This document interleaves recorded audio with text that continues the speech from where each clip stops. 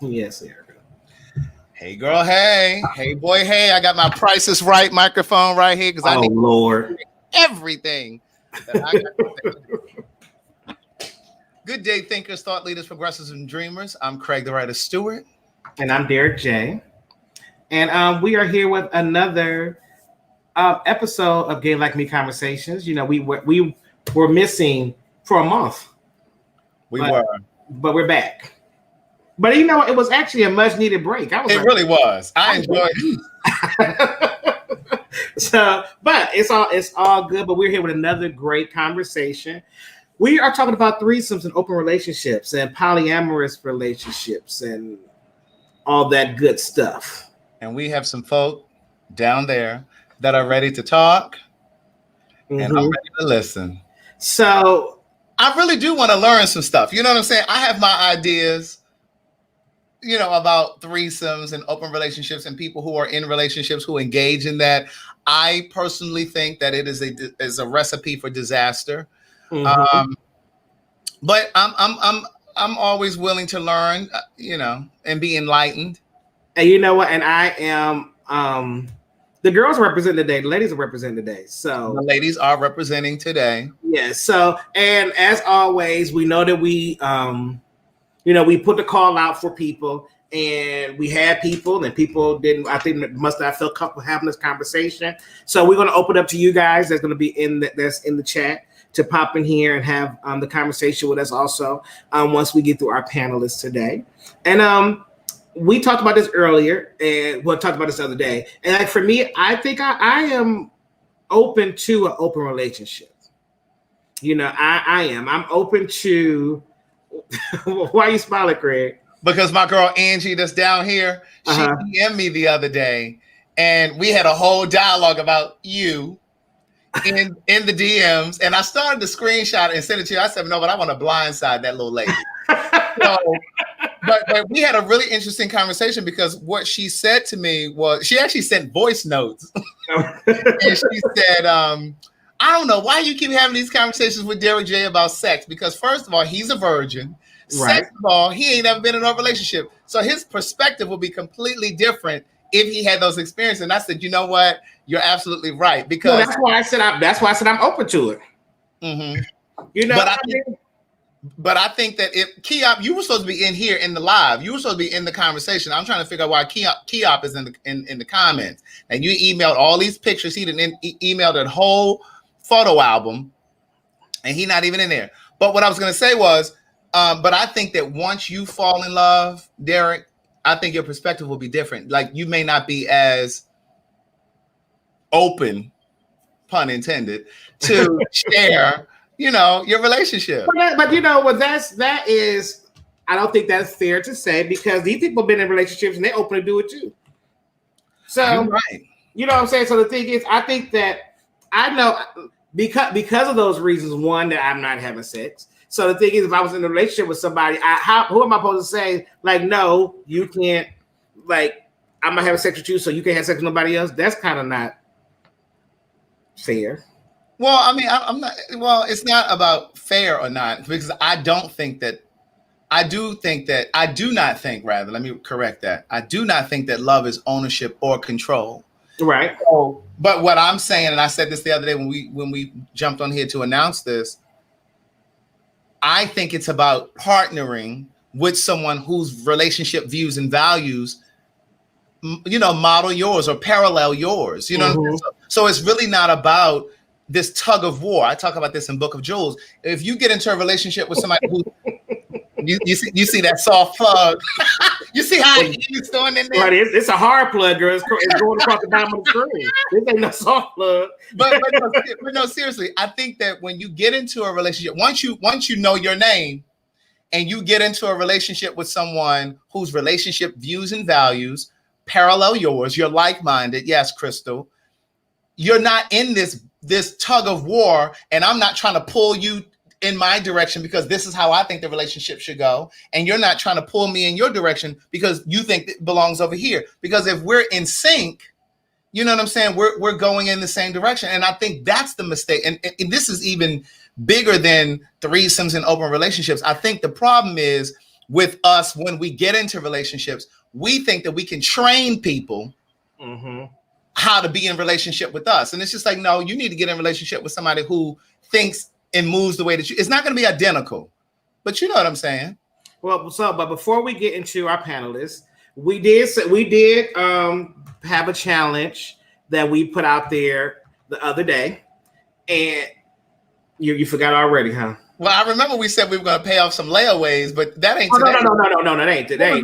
What was the other one? The other one was that you guys, whatever you cash at me and Craig tonight, we would match the cash app, and we will be donating it to the breast cancer. Oh, yeah, to my friend Danielle and MJ. Right, we're going to donate it to the American Cancer Society it's for breast cancer awareness month. If you guys missed the live yesterday, she came on and told us briefly how funding or donations are down by 50% for this is Breast Cancer Awareness Month, and it's down by 50% because of the pandemic. So there aren't as many breast cancer awareness walks where they've raised the majority of that money. So it's down about 50%. So they're selling these hoodies and these sweatshirts. But like Derek said, if you guys cash app us tonight, we'll match whatever comes into the cash app tonight. Okay. Yeah, so and we're gonna donate to them. Comes in, we'll donate 1,000. Yeah. Ooh, all right. But so listen, y'all, get us $500 so we can donate $500. So it'll be that's at least be the goal. That's the minimum goal. Yes. So we want to get $500 a night between. That's our minimum goal. $500 between Craig and I. So we can donate. So we'll add $500 to it. So we donate $1,000 to the American Cancer Society. So. And Kiop, I just dropped the link in the comments. Hopefully you see it because I do want you in here because he sent this email. But anyway, go ahead, Derek. Well, let's start with Angie B. Since y'all already started having a pre-conversation. Hey, girl. Hey. Take your mute off. I got it. Oh, no, she got to unmute it. Hey, boo, hey. Can you guys hear me? Okay, so let me clarify. That conversation, that wasn't me. I DM'd you about something different about this, and we went back and forth. Yeah. So that wasn't me. I think that was someone else. That was someone else. Because a few people, a few of you DM'd me about it. Okay, but go ahead. I'm sorry. But hi, Angie. How are you tonight? I'm great. How are you? I am well, thank you. So, conversation tonight is about threesomes, open relationships, and polyamorous relationships, right? Correct. So where do you fall into this space? So I am in an open relationship currently. Okay. Yes, right now. With my boyfriend, the love of my life, and he is the father of my children, my 2 daughters. We have, and I have, and he has participated in threesomes and more than threesomes. All right, everybody. We've both participated in different forms of what I would consider as group sex or multiple sex. And I'm also openly bisexual. So, yes. Which is kind of a portion of how the openness came about.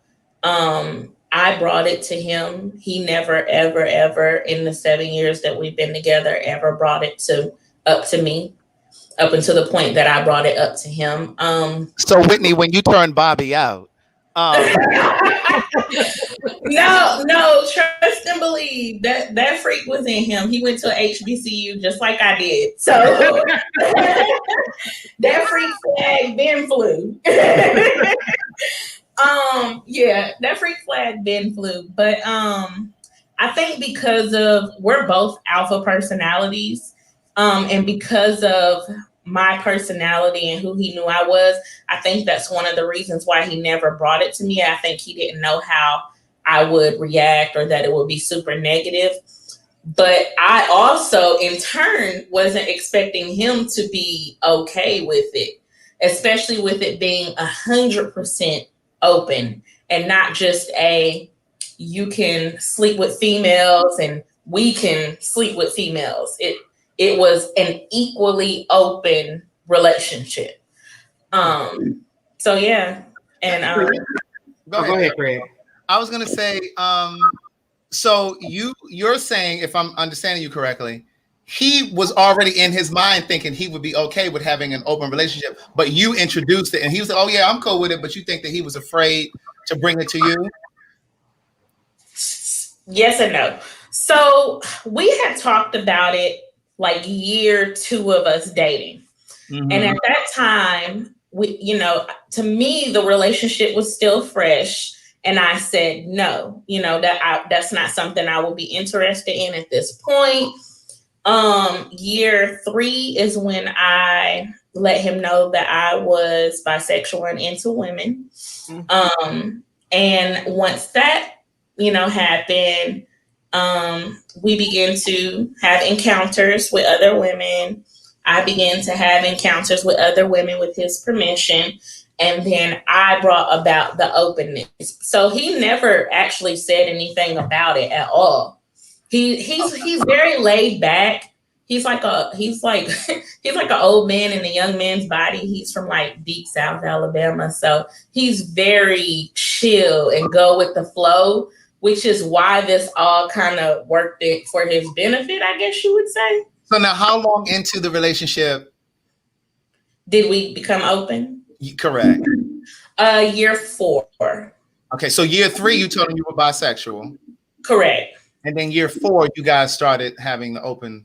Correct. And how it came about is I kind of had a internal come to Jesus moment with myself, and we had begun talking about, the next steps in our life and what we wanted to do and marriage and all that type of thing. And, I had conversations with my grandmother and my mother about, why they stayed in relationships so long with infidelities and things like that. Back in the day, they didn't care what happened. They was staying married, period. So I thought to myself, what would be the only thing that would make me walk away from this relationship? He has everything that I want as far as my partner. He has the values and everything like that. What would make me walk away? Mm-hmm. And I said to myself, nothing really. And I thought to myself, I'm not jealous. You know what I'm saying? Like Flame Monroe says, can't no bitch do what I do. So, but I thought to myself and I said, infidelity is like one of the top things that breaks up relationships. Mm-hmm. Why would I let something like as simple as a physical encounter that could honestly mean nothing? Because I personally feel like you can have sex with no emotional connection. Some people, absolutely, not everyone. And I thought to myself, that one thing, I don't think it would make me walk away. As humans, we can naturally be attracted to other people. Me, myself, I don't want to be confined to only being physically interactive with the same person for the rest of my life. That's just not something that I want. Mm-hmm. And so that's why I brought the openness to him. We talked about it. He asked questions, like what makes you want to do this? When did you start thinking about this? And we discussed it in depth. And he had questions and I answered them. He was like, yeah, I would do it.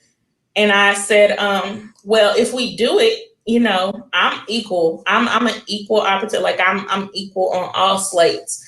If we do it, it has to be equal. I'm not just going to be out here, just dealing with females and bringing females into the mix. So you also bring males in? For myself, yeah. Okay. There's a question here and it says, how would you feel if he was bisexual and wanted to sleep with other men? Would you be able to? I've dated someone who's bisexual. Okay. He's not bisexual by any means. But you've dated someone. I've dated someone who's bisexual. And then go ahead. My thing is, as long as you're open and honest with me, I don't, what I'm saying? I don't have any issue with it. It's the lying. Give me the opportunity to say yes or no. That yes, I do want to deal with you. No, I don't. Okay, But so someone who's bisexual in college. there was another question that rolled through here, and they were asking, because you said you've slept with other women outside of the relationship, outside of the threesomes with him. Mm-hmm. Are you allowed, and I'm using the word allowed intentionally, are you allowed to sleep with other men outside of the relationship, or are you only allowed to sleep with other women? Both men and women. Oh, that's what I'm saying. It's 100% open. It's 100% open. Yeah. Way to go, Paula. It's 100% open. But also, so just to get back, so we had that conversation. He said yes. I said cool. We laid down our rules, what our rules are. So we do have rules. We laid that out, and we've had no niches and glitches since when I got pregnant with our second daughter. We cut it off. There was no openness during my pregnancy and immediately following my pregnancy, because that's y'all ramped back up. Huh? Immediately after the pregnancy, y'all ramped back up. No. No. Immediately following the pregnancy it was no openness. And during the pregnancy it was no openness. Because that you have a baby inside of you. That's more of a health risk. And honestly, hormones, emotions all over the place. Ain't got time for that. So we shut it down for that time. But yeah. So let me ask you this, and so that we can move to somebody else, because we got a few other people down here waiting. What are some of the rules, briefly, what are some of the rules that you guys put in place? Because if you were listening the other day, one of the things that I said was, in every situation where I've heard couples who have threesomes or participate in threesomes, they always set these rules. They start off with these rules, and then somehow one person ends up getting greedy and ends up bending the rules, or end up participating in something without their partner. So what are some of the rules? You said you guys haven't had any problems with the rules. So what are we have not had not one niche, one glitch or anything, but I think that came from forming the solidarity of the relationship beforehand. But some of our rules, you can receive oral, you cannot give oral. And that is for independent activity. Oh, so if y'all in the threesome, it can happen. It can happen. If it's with a female, it can happen. If it's with a male, it cannot. Wait a minute. For me. So in other words, you can't. We grown in here. Put your earphones on. Okay, I can't suck dick, but I suck can get my box ate. He can't eat anyone's box. He can get his dick. He can get his dick. Absolutely. Yeah. That's whether you're together or apart. No, that's only when we're apart. Only when we're apart. But when you're together, anything goes in terms of oral. Yeah, absolutely. Let me ask you this. Now, why are you so specific about that? Why do you have to be there to witness it? The oral. Why is it not okay if he's without you? Why is it okay if he's with you? That's a good question. We actually that's a good question. And honestly, it's really dumb, but it's just I think it's like the one thing I just want to hold true and possessive. I don't know. It's weird. It doesn't make sense, but it does to me. Okay. One of the other rules is okay, and when I say this, I mean come COME, not CUM. Okay. We come first. Like, if I want to go out, and if someone, if I want to go out and I want to hook up with someone, and he's like, I want to stay in and Netflix and chill, that situation is shut down. We come first. Like, our time. Okay. Your time together. Okay. Yes, our time together comes first. Like, I might not want you to go nowhere tonight. might not want me to go nowhere. Let you answer the goddamn question. We got some more people here. Well, wait a minute. No. We're gonna bring Andrew back. I got one more thing to ask it. Only because they're saying in the comments, no, don't let her go yet. Well, I got one more question. So, yeah, you made me forget my question, Derek. I know. So we're gonna bring. And she's not going nowhere yet, Craig. She ain't going nowhere. She right here. I see somebody that says, are they allowed to have sexual encounters in their home? Nobody comes to our home, whether apart or together. Absolutely. Travel. Not absolutely not. Our home is our home, and ain't nobody laying in my bed but me. I have children, and that is our sacred space. Nobody come if we want to hang out. We go over there, or there. We live in Atlanta. It's hundreds and thousands of hotels, but nobody, absolutely no one comes into our home Okay, I ever. know my question now. Has there ever been an instance where he wanted to do a threesome with someone that you weren't feeling, or vice versa? Absolutely. What happened to that instance? Absolutely. He had a MFM, which is a male, female, male. Yes, with a trans man. No, MFM is male, female, male. What? I don't. It was a married couple. Wait a minute, girl. It was a married couple. It was a married couple. Oh, a married couple. Yes. Girl, so many acronyms. I think he's talking about a trans man too. I was like, oh, well, this is interesting. No. Okay. No, and I didn't even know that. No, he had an encounter with a married couple. I wanted to do an MFM. I haven't done it yet, but I want to do it for my birthday. But anyway, that's another story. But but yeah, he had an encounter with those individuals, and then they wanted to do it again and bring me in, and I was like, no, because to me the female was not my type, and the male was not my type. So I was saying no. On my end, that has never happened to him, vice versa. No. Gotcha. But yeah, it definitely happened on his end. Yeah, I didn't want no parts. Well, Angie, thank you so much. We're gonna hold you down here, girl. But I'm here. Up again. I'm here. Bring me in whenever. Take notes or anything, so when you come back, if somebody says something, or something you forgot to mention, I sure will. All right. Rick, you was really getting that conversation, Craig. Because you know what? This is how I want all of our conversations to go. You know what I'm saying? Yeah. I was really intrigued. Like, I learned some stuff from her. You know what I'm saying? Like, I learned some stuff. But go ahead. Okay, so we're gonna bring Big Chris up, okay? Okay. Hey, Big Chris. Hey, how's it going? We're good. How are you? Good.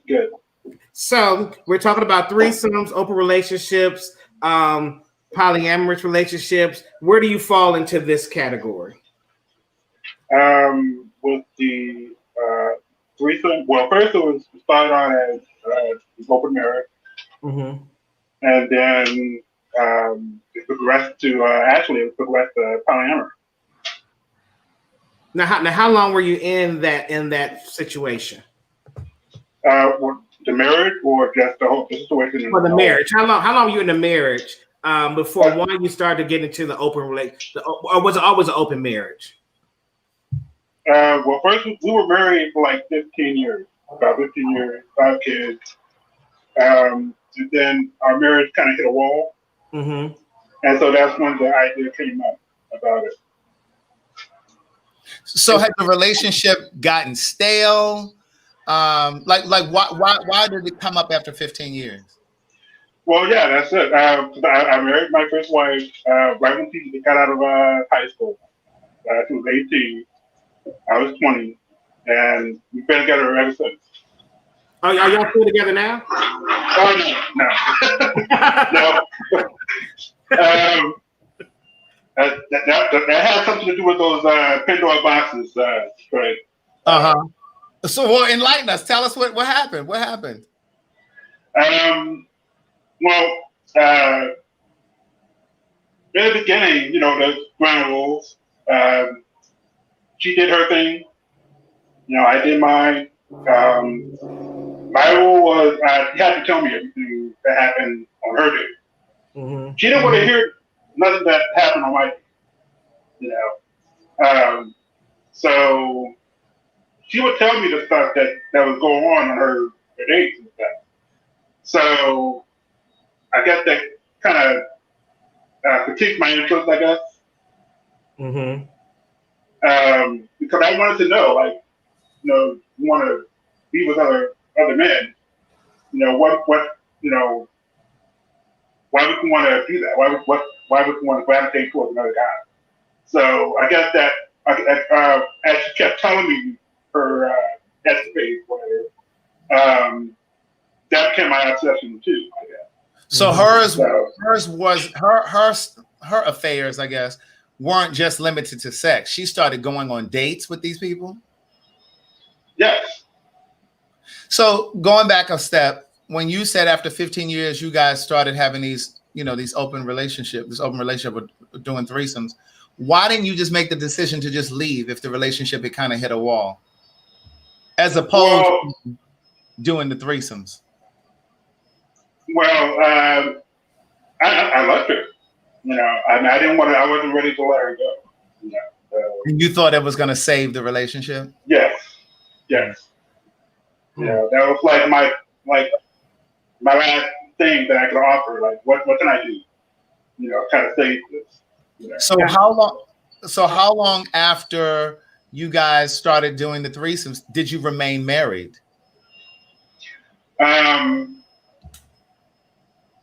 Actually, she never agreed to a threesome with me. I was just in the room. So it was a threesome with her and two other guys. Oh. And I was like in a corner, just. Oh, so you've been avoiding it. So you were avoiding. Gotcha. Yes. So Chris, I don't know how you identify if you're LGBTQ or what, but in those scenarios with her, did you ever engage anything with a guy? Did you ever go beyond your comfort zone in that way? Well, that's where the Pandora box comes in. But when you're open, that leaves you the opportunity to explore. So you explored. I explored. Come on, Indiana Jones. But that was costly because once I revealed that to her, she wasn't down for that. That you were interested in engaging with the guys. That was what done it for her. Oh, so she was just selfish. That's what it sounds like. Oh well, I mean. So thinking back on it, Chris, do you regret making that decision or going along with any of that? Looking back on it now, yes, but I think she would eventually either cheated or we probably would have broken up anyway. Gotcha.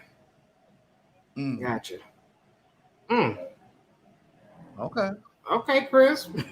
Well, you said you got Craig quiet. Craig, Craig, about the jealousy part, from the books that I read, you're supposed to turn jealousy into what is it? Compersion. Supposed to turn that into compersion, because jealousy is nothing but you're getting scared of losing your connection to this other person.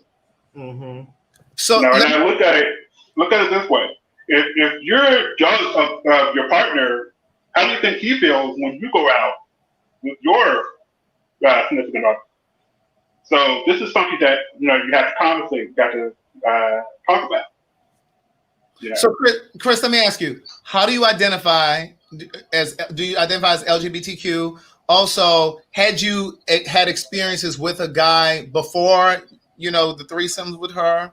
And what are you doing now? Like, are you in relationships with guys, girls, what? Well, I identify as sexually fluid. Okay. I gravitate towards energy, sexual energy. I'm actually married to a woman, but that's just by chance. That's just we met, and that just happened to be the status right now. So prior to the threesomes with her, you had been with a guy before. Well, like when I was younger, I experimented you know. Chris, that would qualify as a yes. It really didn't get more serious until the open relationship, the open marriage. Mm-hmm. And so I had the freedom, the time to get to know that side of me, you know, that I didn't know was there. So right. Wow. But the downside was she wasn't with that. You know? And so you said you're sexually fluid. So currently you would be open to a male or female now? Yeah, I gravitate towards the community. Yeah. Now, okay. and the marriage that you're in now is it an open relationship now, or is it y'all are monogamous? It's closed. It's closed right now. You said it's closed right now. See, I'm listening. It's closed right now. Yeah. So there's some subtext there. So, in other words, you're open for this one. You're open to this being open as well. I've tried my boundaries, but my wife, the current wife I'm with now, she ain't with it. Still with it. You better leave that door closed. You'd be in that same scenario, Chris. Well, thank you, Chris. We're gonna drop you back down, and we're gonna bring you up for the roundabout. Okay. All right. Y'all love my little microphone. Yes, child. You and this damn microphone. We got some interesting situations. Yes, we do. You guys showed up for this battle tonight. All right. So then now we about to bring up our resident. What is Amber? Our resident shit starter. She our resident shit starter. She is she always got her notes and everything ready for us. So let's bring Amber up. She already got her notes ready. She didn't put her lashes on. I actually did put them on. I ain't have time. Oh, you didn't have time? Okay. They right here. Okay. Yeah, it'll be the comments for me. I'm already over here crying, laughing. Hey, Amber. Hey, Derek. Hey, how are you? Hey, Amber. I'm good. So talk to us, Amber. You already know the drill. So talk to us. What you got going on over there, Amber? Okay, so for the people who do not know, I'm Amber. I'm 19 and I identify as a polyamorous, bisexual, cisgender woman. Please explain polyamorous first, because there are people who may not know. Okay, so I'll break down what the word means. Polyamory, the poly part means many. It's translated to many. And amory is similar to like the word amor, which is like love in Spanish. So it means many love. So it means that you have the ability to love multiple people and, simultaneously. Mm-hmm. Go ahead. It's the rest of it, girl. You the one that was this long description of you, girl. Finish it up. I was just trying to pause in case y'all had any. Oh, you were trying to let them digest it. Yeah. Okay. Yeah. Go ahead. Okay, so I'm in many Facebook groups on Facebook for like Black polyamorous people who are looking for like-minded people, and most of the people are older, but so I can tell that a lot of people, they don't really come into this lifestyle until they're older. But for me, it was different. I knew when I was around 13 or 14 that I was polyamorous. Because that was around the age where I was coming to terms with my sexuality and who I was. And I was starting to accept the fact that I like women and men. And it says, wait, I'm still digesting. I thought she said disgusting. I was going to say, girl. Y'all know. Focus, me. Focus. No, we don't need you popping off yet, Amber. Right. So that was when I was coming to terms that I was with my bisexuality, that I like men and women. And I was just sitting down thinking one day, like, what is marriage going to look like for me in the future? Because I know that I like men and women, and I know for sure that just marrying a man, that I would not be comfortable with that. And I wouldn't be able to do that because I still desire to be with a woman emotionally, and I still have sexual desires for women and all of that. So I was just like stressing and like worrying about it, because I was like, I'm just going to be miserable for the rest of my life, because I can't just marry a man. And then if I was to just marry a woman, I still crave all those things from a man as well. So girl, I went down to the YouTube and started typing stuff in, like 3 people in a marriage and 2 women, 1 man in a marriage. And I just came across like this whole new world. And that's where like the vocabulary and the dialogue started to come in for me. And that's when I came across polyamory and polyandry and polygamy and all that other kind of stuff. Because all I had seen at the time was that little show on was it Lifetime with them white people and that man with all them wives? That was all I had seen. So I knew that I didn't want all that because that's too much. But being that I'm bisexual, I knew that I wanted a husband and a wife. So I came to the terms that I was polyamorous, and it was something that I kind of hid up until like last year, and I just recently started telling people and being out in the open with it because I'm grown now and I don't give a fuck what other people think. Mm-hmm. So yeah, and that's how it came about. So let me ask. Somebody asked. There was a question up there. What's the difference between polyamory and pansexual? Are you able to differentiate? Yes. Okay. So polyamory is a relationship identity, and pansexual is a sexual identity, which is like heterosexual and bisexual and demisexual and all that other kind of shit.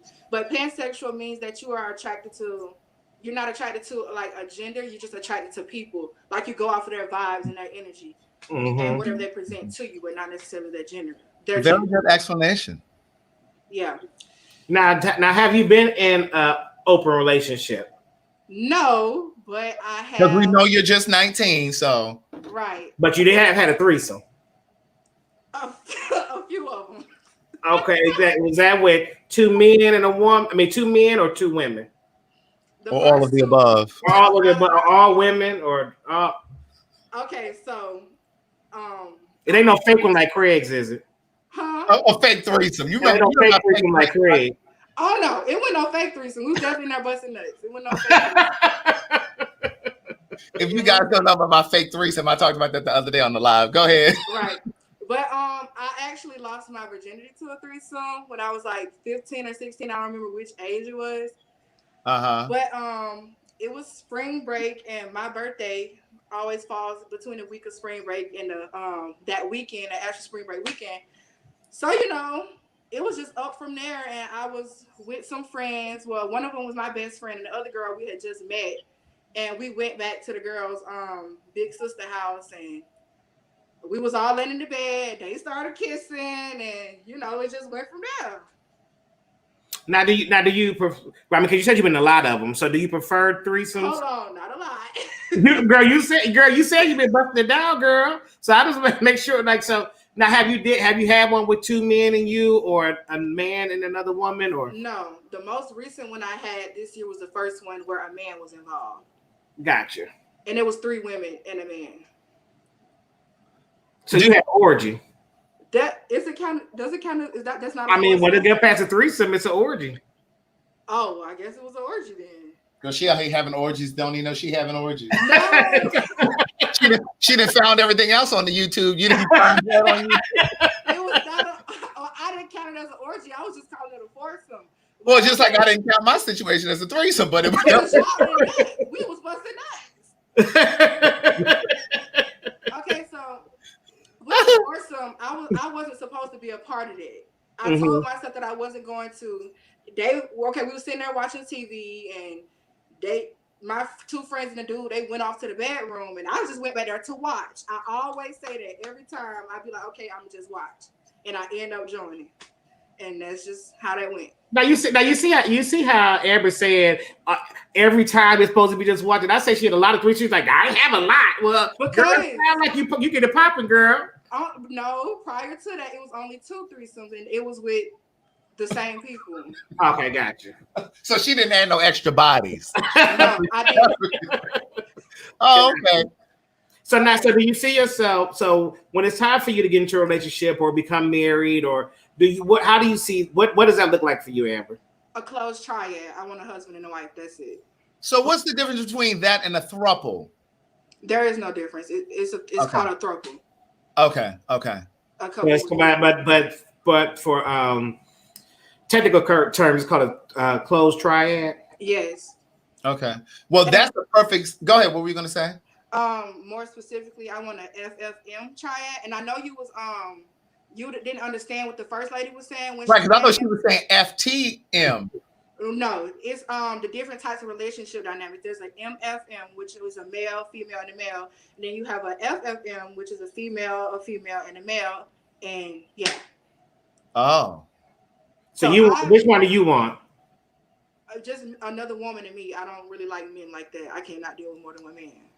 So you want another woman and a man? Yes. Gotcha. Okay. That's the perfect segue for Kiop, because when he emailed, he said he used that term. He has a partner, a male, and they're looking for that third person to seal their triad. Yeah, and that's polyandry. It's not that's not called polyamory. It's polyandry where there's two women. I mean, Girl, I two need to men write and this down. two men. Yes, please do. It's a lot. No, what's polyandry? That's what Keop's looking for. That's the kind of relationship he wants, where it's two men and a woman. Oh, okay, okay. So the term changes if it's two men versus two women, and okay, got it. Yes. Oh, Jesus, I'm trying to say get one something, man, child. Let alone, I mean, all this is a lot. This young lady right here just trying to find one, and y'all out here in 2 and 3. Okay, I wanted to talk about because you said something earlier, Craig. You was like you was talking to Derek. You said when you fall in love, you won't want to share. And what did you mean by that? Well, like Derek is very hard, fast on this idea that he would be okay with an open relationship, you know, as long as they're open with they're honest with each other, or even if there were threesomes, as long as he, you know, knew about it. But what I'm saying is because he has yet to be in a relationship and he has yet to fall in love, I'm thinking his perspective may be different if those things come into play. Like if he met somebody next week and in 3 months fell in love, I don't know if he would be so open to an open relationship. Because why is that? Is this like that? Because Amber, you've been watching Craig enough to know when Craig gets something in his mind, you know, ain't no changing it, child. No. Listen, I'm here to learn. I'm teachable. Right. But what I'm saying is, I just think that experience is a good teacher. And didn't Mickey Howard say that?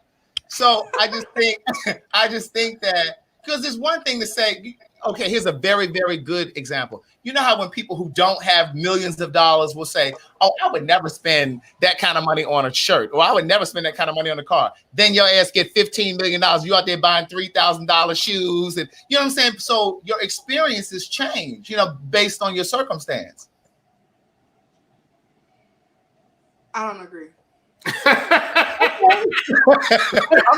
I'm not here to proselytize you. I'm just because it's coming off as like you view open relationships or threesome as a negative thing, and I feel like so many people they view them as that because they heard horror stories from people who dove into that and they were not ready for that kind of stuff.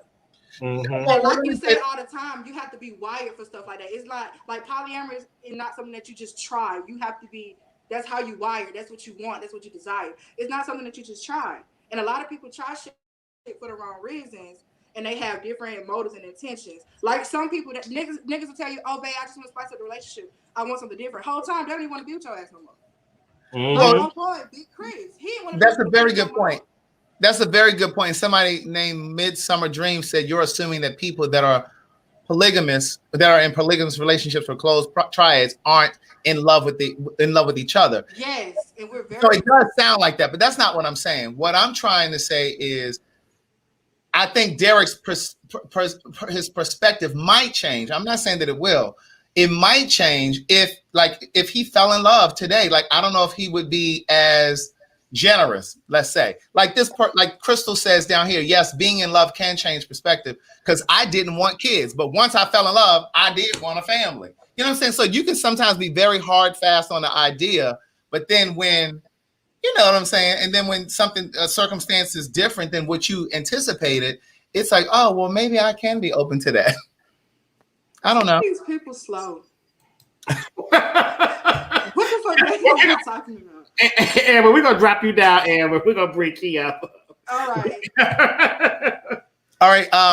Farm. I think it was J Farm D said, I want to hear from somebody who's in an actual relationship now, and they, you know. So Keop emailed the other day and was basically saying in the email that he has a partner, a male, and so that's what is that? Poly. Because it's two males and they're looking for a female. What was that? We're gonna ask. But before you pop them up, thank you guys. I mean, y'all, we are getting your cash apps and thank you. Keep cash apping because at the end of the night we'll tell you what it is. At the end of this, we'll tell you what it's up to, and we're gonna match whatever was given tonight on Cash App. And me and Craig will match it and donate it to the American Cancer Foundation for Breast Cancer Awareness Month. So now, I'm sorry, I have to do some housekeeping. Mm-hmm. All right, so now we're gonna bring Keop up.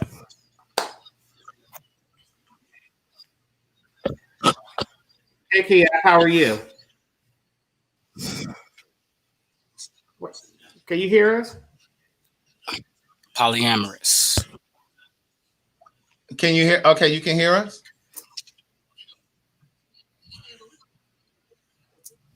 Sure, he got all this equipment, honey, and can't hear us. He got his video game and stuff on, child. You can't even hear us.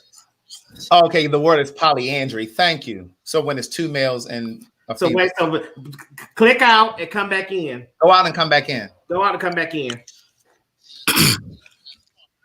Okay, we gotta do the boom. There we go. Okay. He had all that equipment. All that equipment, honey. And But we couldn't hear him. Yes, so but if people drop the link in, Craig. Oh. If you guys are in the conversation, y'all want to join this conversation about if you're in a polyamorous relationship, if you're in if you're into having threesomes, if you're into any of that kind of stuff, jump on in and have this conversation with us. We want to hear from you. So while Keop is getting his thing together, let's bring back up Angie. Let's do our roundabouts with the people we have in here. Okay. Angie. Hey. You know what? So that is a very good thing. What we were just talking about earlier. People that think that because you do have open relationship, that they feel like it's a lack of love in your relationship. Is that true? Absolutely not. Absolutely not. I think that for me personally, our love had to be extremely strong for us to be able to enter into something such as this. Mm-hmm. We didn't do it until we were 100% comfortable, 100%, trusting. And we're like totally in love. Like that's literally my best friend. Like we tell each other everything and anything. And I hear people say that when they're in a relationship all the time. That's my best friend. That's my best friend. No, like that's really like my best friend. Like literally, there's nothing I can't tell him. There's nothing he can't, tell me at all, ever. But no, there's no lack of love. There's no insecurity or anything like that. I was reading some of the comments. People were like, what about, testing and STDs and protection? One of our rules, I didn't say all of our rules, but one of our rules is definitely we always use protection. 100%. We always make sure that those who we interact with are tested. Because I actually pull your papers out, so I personally, I'm just that direct. Mm-hmm. I have two questions for you. Sure. One of which is here. Why did you hide? She used the word hide. I don't know if you hid it. Oh, I'm sorry, he. Your bisexuality for 2 years, because you said it was 3 years into the relationship that you told until you told him. 2 years. Okay. Yeah.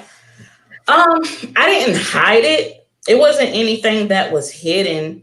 It just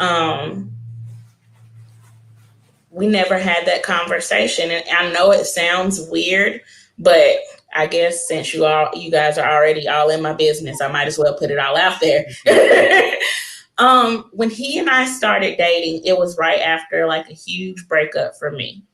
Literally like a month after I had got out of a 4-year relationship, he and I started dating. And literally in 4 months, I got pregnant with our first daughter. 4 months of us dating, I got pregnant with our first daughter. So our first year of being together, we were brand new parents, 24 and 25 years old, brand new parents. So really, before we could really even get into the knowing each other and the what people would consider experimentation of our relationship, we got a baby. That's a whole monster in itself, And I'm caring for my mom, who's 100% disabled, and I have this new relationship, and we know each other, but we don't know each other. So I always tell people our first year of dating, we became parents within that same year. Our second year of dating, was like our first real year of dating. Essentially, like that's when we really got to do like real big dates and travel and like really meet, because I'm originally not from Atlanta, he's originally not from Atlanta, so we got to travel and meet each other's families and all that jazz. So year 2 is when that conversation happened. I knew he already knew, because girls would walk by and be like, damn, her ass is fat, she's pretty. I mean, he kind of already knew, but blatantly having that conversation, it didn't come until year 2, the end of year 1, the beginning of year 2, right in that area where we really sat down and we talked about it. And he asked me questions like, when did I know? And, all those normal questions that people ask when they find out that you're, not heterosexual or whatever. But it wasn't anything I'm ever hiding. You said something. Oh, go ahead, Derek. Go ahead. Okay, so question for you, Angie. Now, and I know this really, because I saw this question pop up earlier when you were talking, but I do want your thought about this. Being that you do have 2 daughters. Now, I know they don't know what y'all do. But yeah, is this a relationship that you will want to see your daughters in? I want to see my daughters in whatever will make them comfortable and happy. Mm-hmm. Whatever will make them comfortable and happy. So much so that one of my daughters is a baby. She's not even talking yet. My other daughter, she's a little girl, but we have real conversations because she lives in a world that's real. Mm-hmm. So much so to the point that the private school that she goes to, they educate them on the LGBT community. They celebrate Pride. And my daughter's she'll be 6. Mm-hmm. So does my daughter know what her father and I do? No, because everything that an adult does is not for a child. Yeah, no, I understand that. However, is my daughter well versed about the differences in people and their choices? Absolutely. Mm-hmm. When my daughter gets old enough and she wants to ask me about anything, will I tell her and be honest? Absolutely. But as a 6-year-old, when mommy and daddy goes on vacations or staycations or what have you, does my daughter know that we're going to, move some furniture with some other people? No, she's a child. No, she's a child. She's not going to know. But would I have an issue with her? I don't have an issue. This is my philosophy on parenting. I feel like my daughters shouldn't do anything that I did at the age that I don't want them to do anything that I did if it wasn't at the age that I did it at, if that makes sense. I got you. Mm-hmm. Mm-hmm. Okay. So from getting my ears pierced to get my belly button pierced to having sex, if they have sex at the age I had sex at for the first time, I'm not going to be upset about that. If my daughter becomes bisexual or a lesbian or whatever, or trans or whatever, I'm going to support her because I want my daughter to be open and honest and live in her truth, just like I am, because I have nothing to be ashamed of. Let me just offer just a change of words. Okay. Not if your daughter becomes bisexual, but if she realizes, and I say that absolutely. I know there are people who are watching who think that. Thank you for that. Thank you for that. Absolutely. It's a decision. Absolutely. And I knew what you meant. I knew what you meant, but I'm sure that there are other people who may have taken that the wrong way. Yes. I totally agree with that wording. I apologize. Yeah, I agree with that wording. But I have a few questions for you. So not that many, because he got back up. Oh yeah, we got Kiat back. Okay, but let me ask you this: have you ever, in the moment, in a threesome with your is it your husband or your boyfriend? We are not married. We are not married yet. Okay, so have you ever, in the moment, gotten jealous because maybe he's kissing the other woman, or she looked like, or he looked like he enjoyed it too much, or has he ever been jealous? Well, he's never been. No. No, he's never gotten jealous, and I've never gotten jealous. I feel like if we're gonna get jealous, we shouldn't be doing it. Right. And At then, so you've never, yes, pretty Mrs. G, communication is our partner, clarity is our friend. Have you ever been in a situation where you were in a threesome, and even though you're committed in this relationship, have you ever like started to like really like one of the guys or girls that you were in it with? Like you started to really like feel her like or him? No. Mm-mm. No. And because it goes back to what I said earlier. For me, that emotion and intimacy, that's only reserved for he and I can't give those feelings and emotions to someone else. I can't allow myself to give those types of feelings to someone else, because then what do we have? Mm-hmm. Like, what do we have? What's keeping us together? What separates us from this? And another thing, just because I know you guys are bringing someone else in, that I want to clarify is, just because I say that we're in an open relationship and that I'm bisexual and, it's open on both ends, it is not like we are doing this every single day. Right. It is not like we're doing this every single weekend, every single month. Like, honestly, it's months in between times. It's just, something that happens every now and again, because we have lives, we have jobs, we have little girls, like we have a life to live. I can't be out here and every 3 hours I'm out here busting it down with who God knows who. Like, if this is not, that's what people think. They only think of the sexual aspect of it, and it's more to it than that.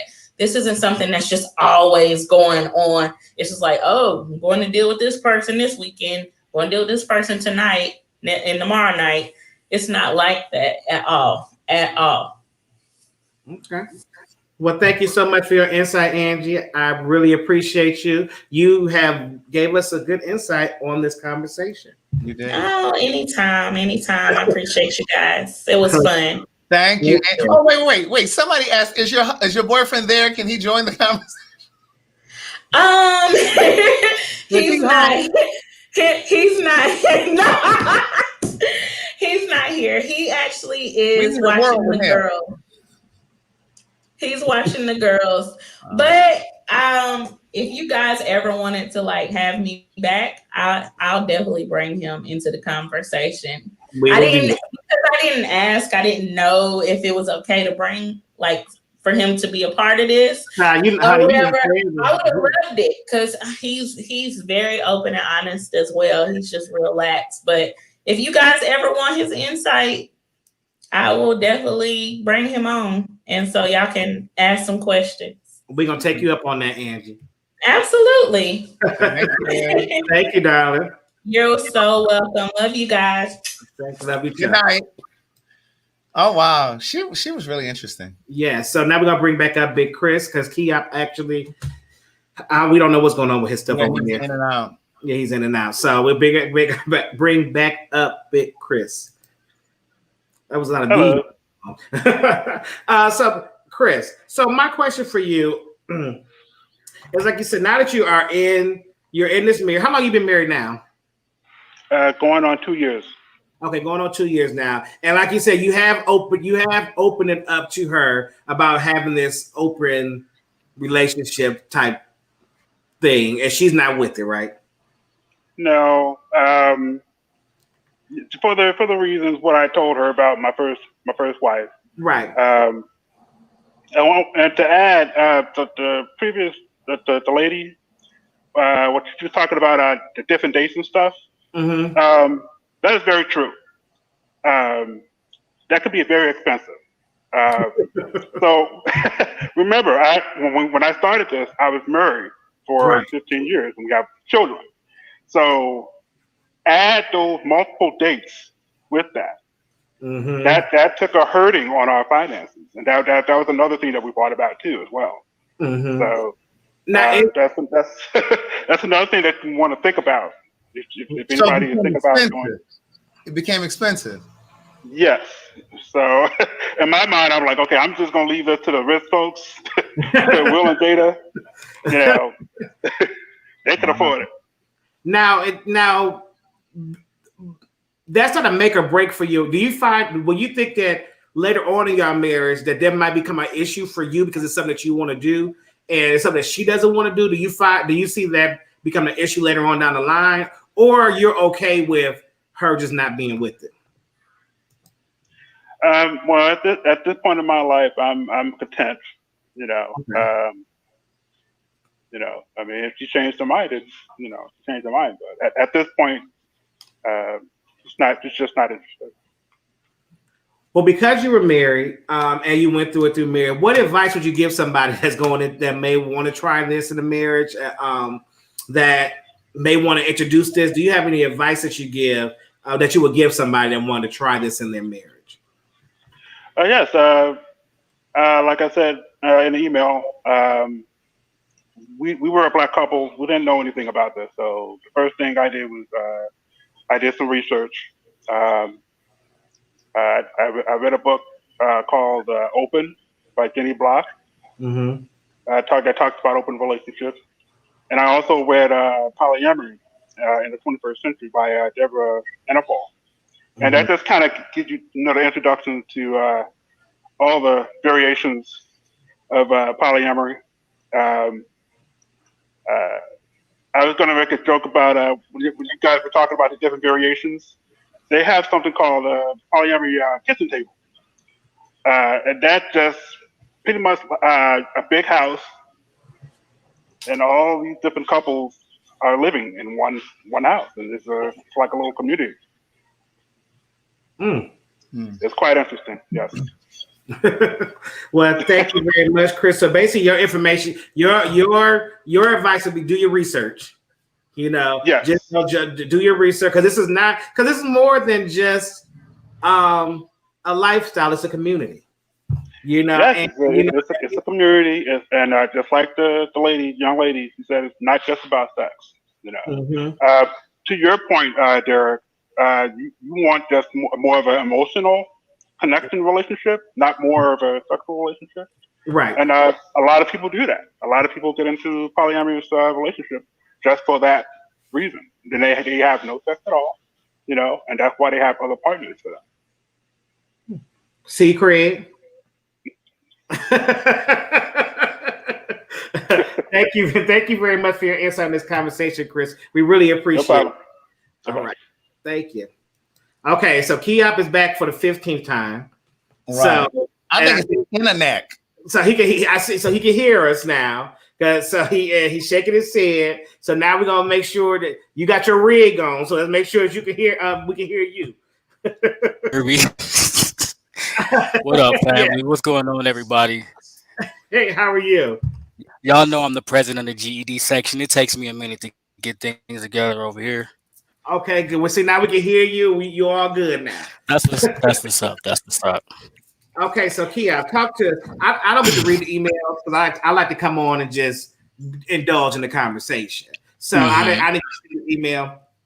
No, he didn't read the emails because he doesn't read the emails. Somebody got to read the emails to figure out who's gonna come on here. Well, that's because you like to read, Craig, and you nosy. So, yeah. So you tell us how you fit into this conversation. It's very interesting. I'm in a relationship right now with a man. We've been in a relationship since February. I got to talk a little because he's also doing a show right now. He's a poet. And at the time of us meeting, he was in a relationship with a woman. We were friends, and he was actually bringing me in, he was actually trying to consider if I could fit into their dynamic. They ended up not working out, and so we investigated whether or not we could work, and we did. And so we are just trying to, bring, a young lady into the picture. So that's kind of how it all started for us. So what y'all? Yeah, so y'all are considered bisexual. Yeah. Or do you put a label on it? Are y'all just two gay men that just will have sex with a woman? I mean, I think everybody's a little bit bisexual. He's definitely bisexual. I hadn't had sex with a woman in probably 6 or 7 years. Mhm. So I kind of gave it up on the women's side of things. But yeah, I would consider myself, bisexual. I gave up the women part because of the church, and I had a fear that nobody would date me, as far no female would date me because I had been with the men already. So I had Mhm. given up that whole side of dating, that whole side of possibilities. So meeting him let me know that it was possible, and so here we are. So now y'all actively looking for this third person, or have y'all had? So do y'all have like tryouts? Like how does this work? We actually dated. We actually was in a relationship with a woman. We Not Hmm. actually tryouts. had tryouts. We actually was with a relationship with a woman. We dated her for a few months, brought her here to try to see if it would work. It didn't, and so here we are again. Trying to find somebody else, pretty much. What you So mean? What you mean? You brought her here? You. What do you mean by that? Well, she was I'm in Las Vegas and she was in Minnesota. So They we flying met folk her. out. Absolutely. We dated her, we talked to her for a few months, and we brought her here to see if we were all compatible, if it could work. And So these yeah, were so kind it of like didn't. auditions. yeah, it's all did they Well, I tryouts? mean, dating is like a tryout. You have to see, are you guys compatible? Will it work or whatever? So, yeah. So So you now, so it's y'all ideal relationship that they would move in, which like it'll be all three of y'all living together. Yeah, we want a family. We want an actual family. We want to both have kids with her. We want an actual family. We want an actual solid like life together. With all three of us. Yeah, that's the goal. That's the plan. Mm. Y'all quiet. I wasn't expecting that answer. I was thinking it was because see once again is we always think about this situation as it's just sex, and we don't Yeah, really no. think about Yeah, that it's more than that for people. yeah. We actually and the thing about it was, I was never interested in poly. I was very much possessive and very much wanted my own thing. But the older I got and the more open I got, the more evolved I became.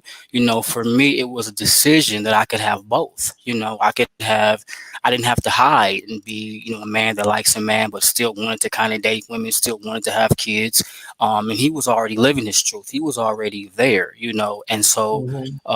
yeah, for me it was an opportunity to be like, well, yeah, I can have both. And although in the beginning, it was hard for me to see, him like somebody else, or him, give somebody else a touch or flirt. I'm not saying there's always an easy thing, but you learn to grow through that. You learn to grow through that, and you learn to become unselfish. You learn to give up. You learn to become unselfish to get what you want over here. And Mhm. so yeah, it was definitely like a growing process, for the both of us. For me especially because this was something he was already open to because he wanted to save his relationship with his girl. He wanted to save his relationship with his girl and have a guy or whatever. And so for me coming in, it was a totally different, aspect for me. But I get to get what I want, and so it's kind of dope. But having a third male has never been an option for y'all I mean, we've done threesomes and things like that. You no, know, we mean in the in a relationship. relationship though. yeah, we've done threesomes in the relationship as Well, well. no, I'm Yeah, saying, because I'm No, no, saying no, no. no, no. We're saying like how you want to have a third woman. oh I mean, no, a we don't third. want no man. No, no, we don't want no other man. No, no, no, no, no. We got enough swords over here. Now, how do you identify What do you mean? LGBTQ? He said, where would you at, John? He bisexual. Well, they're asking in the comments. I thought he did. I'm, I thought he I did. mean, for me it was so many things when I first started having feelings about liking. You don't know the terms. You don't know whatever. I grew up in the church and I had feelings for guys. I didn't know the terms. I still dated women, but I was attracted to men. But once I started dating men, the church gave me this fear that I couldn't date women, so I thought I was gay, and I just put the bisexual side of me aside. Mm-hmm. And every now and then in between relationships with a man, I would meet a girl and have sex. And so there was still an attraction. There was still, that fever, I just was drawn more, in a relationship with men because I was just conditioned to think that I couldn't be with a woman after being with a man, pretty much. So I consider Mhm. myself to be, as far as sexually attracted, I am honestly sexually attracted to both sexes. Now, so how do y'all find y'all people that y'all trying out? Like, is it a group chat? I mean, If you Well, say trying out one more time, well, I mean, right. I'm leaving. is it a group chat? I mean, do you get on a thing? No, You get on so YouTube with so Amber what? at? Like, So no, there are polyandrous groups. There are poly groups. There are poly. This is the internet. There are poly wherever you want to search and Google, you can find people that have like feelings and like whatever. So we go into these groups, we go into these communities, and we say who we are, we say what we want. We've gotten a lot of backlash because normally it's two women, with one man. So our dynamic is totally flipped. But yeah, we go into these groups and we, let them know who we are and that kind of thing. And there are, believe it or not, there are a lot of women who are open, and who want to be a part of this dynamic. and and I say that all the time. I be trying to tell these men out here, like, because I know a lot of men that are bisexual. And I tell them these women is with it nowadays. They with it. So you ain't got to really hide yourself no more. But, Absolutely. but If I had a, go ahead. I'm sorry. no, go ahead. Go ahead, make your statement. I'll remember. No, what I was going to say was if I had not have believed a lot of the things that I was conditioned to believe from the church, I probably would have been, open enough to tell a woman, hey, I used to date men or I dated men or this, you know what I'm saying? I just always had this fear that once I went and started dating men and having sex with men, that no other woman would ever want anything to do with me. So, this whole thing has been an eye-opening, experience pretty much. Gotcha. Now my question was, during the pandemic, you all were trying to fly this lady out from where was she? Milwaukee. She was Craig, you be trying No, it. no. Was she COVID tested? Was she what? Was she COVID tested? But She no, made, she all made jokes the She, cut. we, no, we no, made all jokes sure aside. everybody was safe, everybody was whatever. No, it all was jokes aside. we had My talked to real her for question, months. my real question is: so if it had worked out with her, you guys were going to fly her to Vegas, and she was going to live with you guys. Yeah, yeah, if she didn't have to go home. We were willing to bring her into the castle and make this thing work. Where Now, y'all? Where this group of people at, child? I got once again, child. I can't find one man to buy me something to eat, and these two and they doing there. They're flying somebody all the way in and putting them like, come live with me. Where? Post I these mean, groups. listen, Let me come to one of these we groups, had child. talked to her for a while.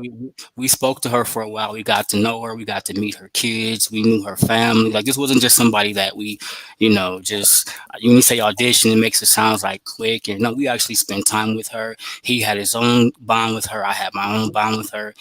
Sometimes we talked together. Sometimes we talked separately. Yeah, so it was, it was there were feelings that developed, over, the time that we dated.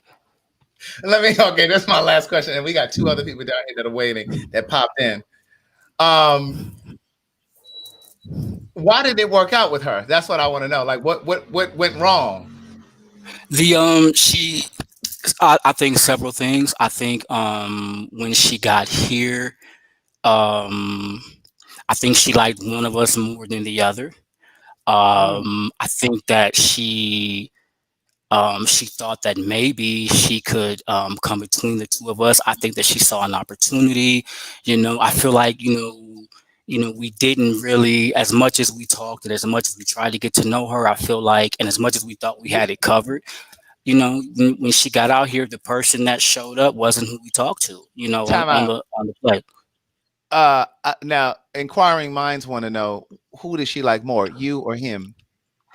I think she liked him more, honestly. I think she liked him more. Yeah, I'm gonna say it. I think she liked him more, and there was, um, yeah, I'm gonna say I think she liked him more, and there was never the entire period of time that she was here. There was never, that spark. That.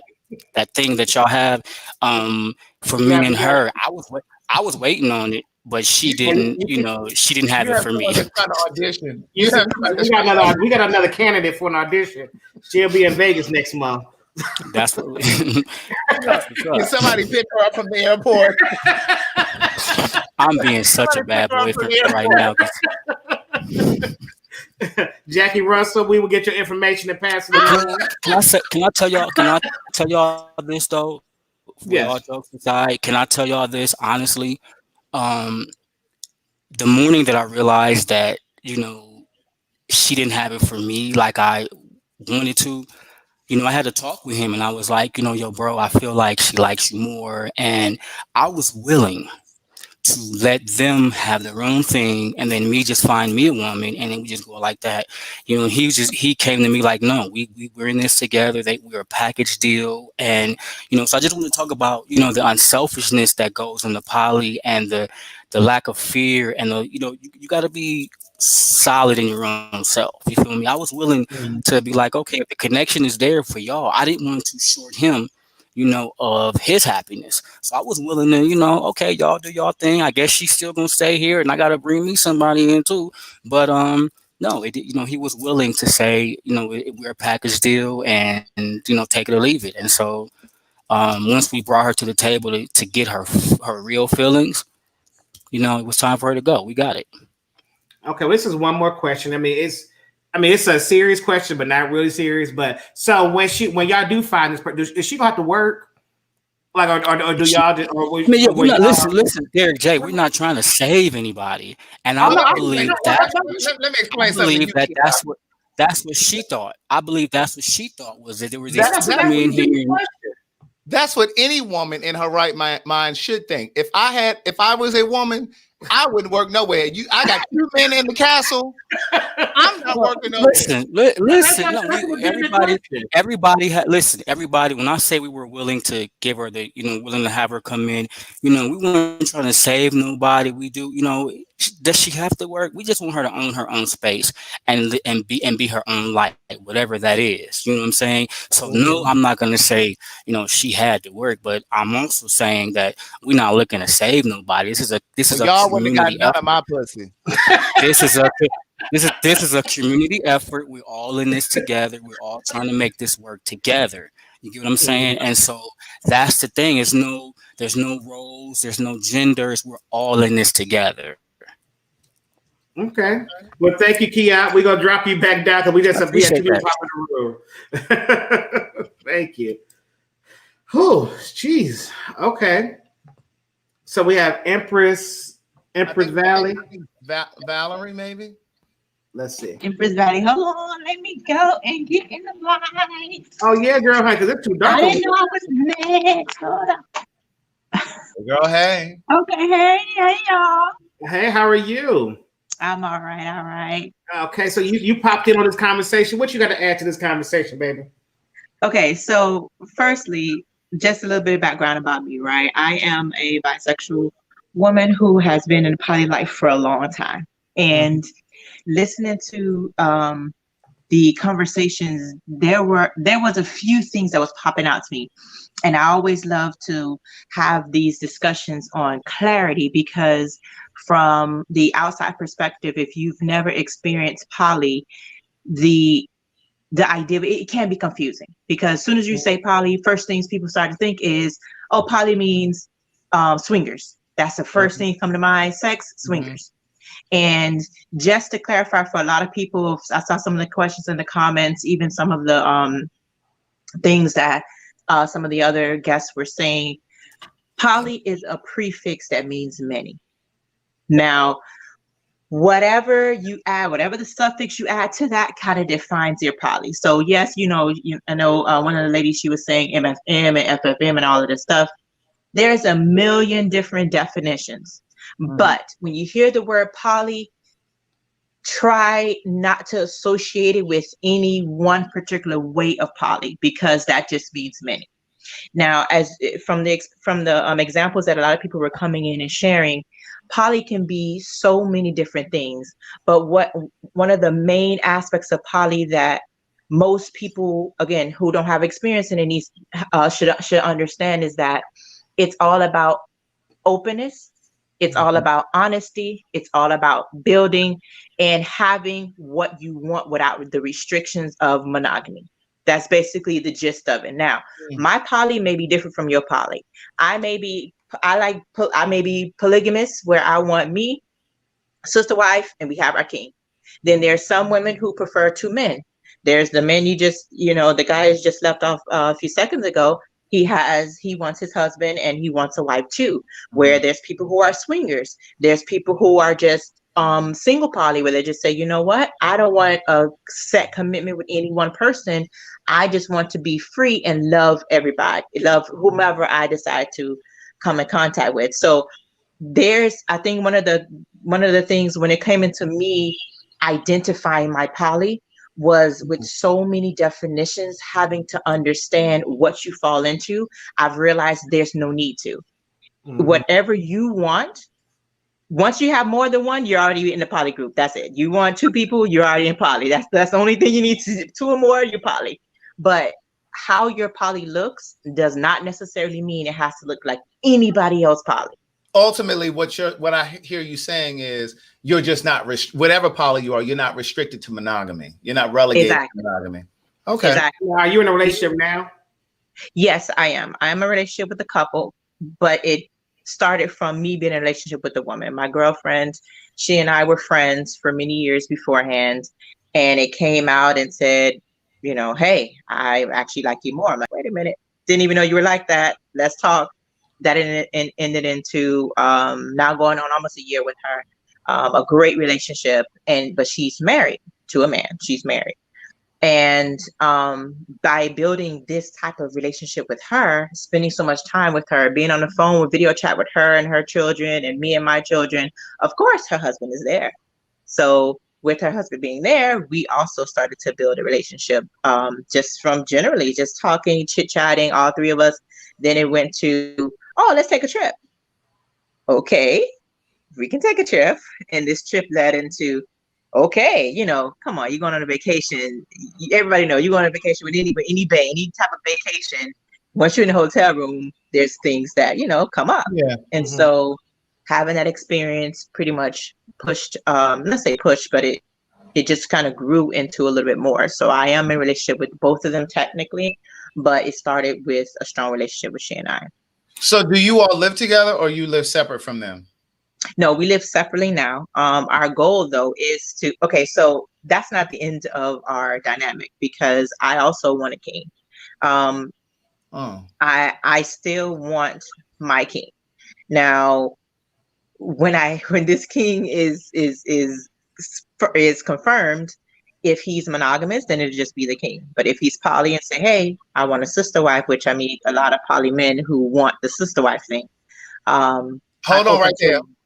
Pause. So you saying if you meet a guy, a king, and he's like, no, I'm not with any of that. I just want to be with you. You're saying you're just going to be monogamous? Is that what you're saying? No. No, he has to be completely okay with this situation. Now, he doesn't have to interact with that situation in the sense of doesn't, he has to be okay and have a relationship. It could be platonic. It could be, non-sexual, whatever. He has to just be a good fit for our dynamic and what we're trying to do. Right. In other words, he can't try to force you to be monogamous. Oh, that's not. I'm over that. Right. So I should trick myself into that, but no, not anymore. So you're in a relationship with a couple. So I hear that, but it's not registering to me because it would kind of be like you're like the third person, like because it's like they're in their relationship and then like you kind of just come into the relationship. So like, or is it like, do you call him on his own time or do y'all like how does that function? And that is a part of kind of where I was going when we were talking earlier. Everybody probably looks differently, right? Because and I'm just saying that just to clarify for everybody listening, there's no one way, right? In our dynamic, yes, I have a separate relationship with him as well. He and I go on dates. He and I spend time. She and I have our own dates. And then we have all three of us together. So we actually built that in. Now, in this dynamic, they have made it okay. Yes, they live together. They've been already married, for many years or whatever the case may be. But they've done a very good job at not making me feel like a third, if that makes any sense. Okay. The the distance and the fact that we don't live together, that's the only thing that you would know. You know what I mean? Like that separation is there because they already live together. But we don't have that now. On the flip side, before I was in this dynamic, like I said, I've experienced poly on different avenues. When I was married, my husband and we also had girlfriends with the intent of having a triad, which is, me, him, and another wife. We dated our women together. There was no separation whatsoever. If we went out, all three of us went out. Me and the girl will chit chat, have girl stuff going on, but there was no separation. If we met a woman and she was not interested in or she was not interested in me, or whatever the case may be, she's chopped off, done, deal. So in our dynamic, I can say that we did have kind of what you were saying just now, where it was kind of us and we were bringing somebody else on type of thing, versus the dynamic I have now, where it's kind of like I'm a part of, I'm really a part of. We had never gotten to that point with a woman as of yet. Gotcha. Wow. Yeah. So I mean, with every scenario, go out. Sorry, my son. You really clarified a lot for me. I don't know about anybody. Right, and that's why I was listening. I don't know if you all saw me in the chat. I'm like, oh my God, let me in, because because being there, being at the beginning of this, having these feelings and trying to understand, like, okay, what am I? Okay, so I have to be this. Okay, so I'm this, I'm that, and then I'm a part of millions of poly groups on Facebook and Instagram and all this stuff. There's always definitions and this, and you want this, and you want that. And when you experience it on all these different levels, you experience that, you experience the poly, it's like you realize, like, it doesn't have to be a definition. It's communication between you, that person you love, and whomever else you're gonna bring into this dynamic. Is that clear communication, understanding what will make you happy. Okay, well, this will make me happy. Does that match what makes you happy? Okay, well, if not, let's adjust, or if not, we'll walk away, or whatever the case may be. It's just communication. It's all love. I like men and women. And it doesn't have to be one way. And it doesn't have to be one way. And one of the things that I'm hearing you say also is making me think about conversations that I've had with T.S. Madison about being trans. Like, I think a lot of people think that all trans women think, feel, and move the same, or all trans men think, feel, and move the same. They have different, different experiences. Somebody in the comment asked, how does your family see this or think of this? And how do you reconcile your religious beliefs, or your faith, I should say, if you have it, if you have like a religion that you subscribe to? And Kia, we're gonna come to you about that, back to that for that same question too. Well, all of y'all, Amber too. When it comes to my family, okay, so family, I'm guessing they're speaking of like my mom and my aunts and all that stuff versus my children. When it comes to my family, it was a progression, I guess, because when I was with my ex-husband, my mom kind of found out. It was some stuff she seen, she was introduced to a lot of our friends, quote unquote, and it's like, she's a little friendly. Why she sit on his lap? Little stuff that was happening. And she was like, okay. So I had to just kind of break it out to her. Being from a Christian Baptist background, of course, my first thing, my family, you need to pray about that. Then my aunt is like, you need to ask God, but I don't subscribe to religion. I'm highly spiritual. I believe a lot of people, I don't want to get into religion talk, but a lot of people get into religion based off what they were told.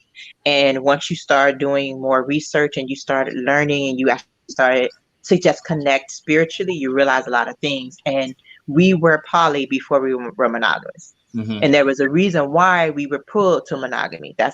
I don't want to go that deep into history. No, I got you. Because see, what you're saying is, and I've said this before, Derek, it's in Book of Jewels.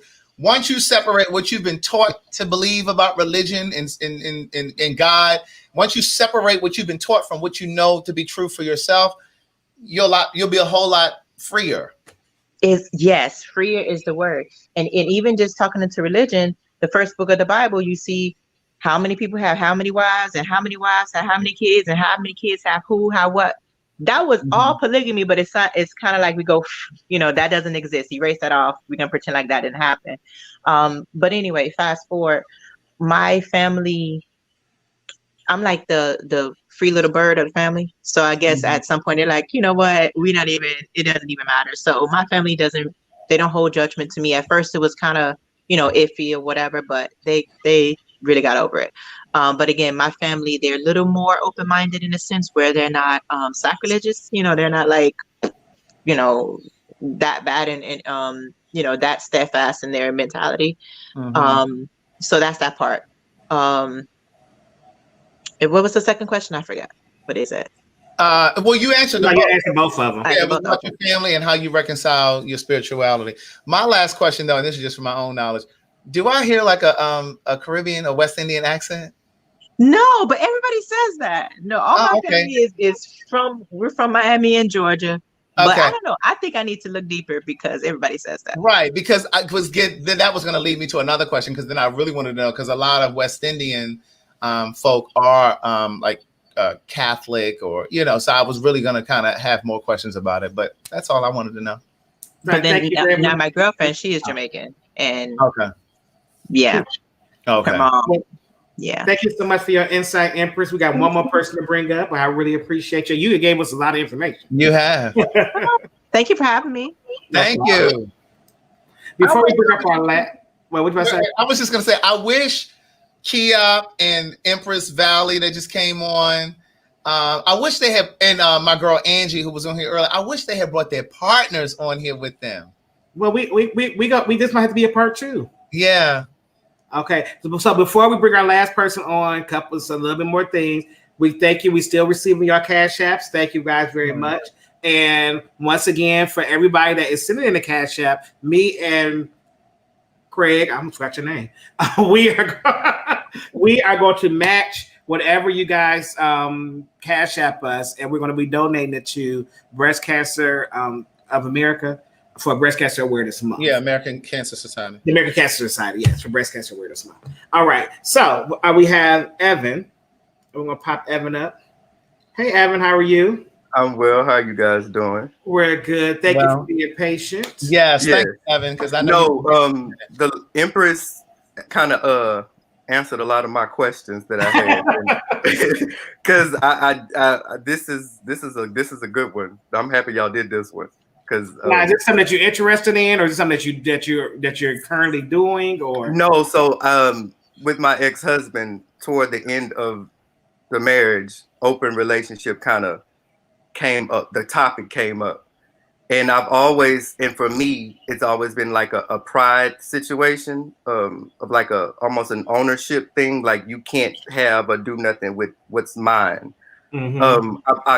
And I want to know, and I want to ask the question, do you all feel like open relationships and threesomes, do they stem at some point from like a self-esteem situation? Because I know people, like for myself, when I was in mine, toward the end of my marriage, he kind of broke my self-esteem. So that's why it kind of came up. It was a way to try to keep things going for us.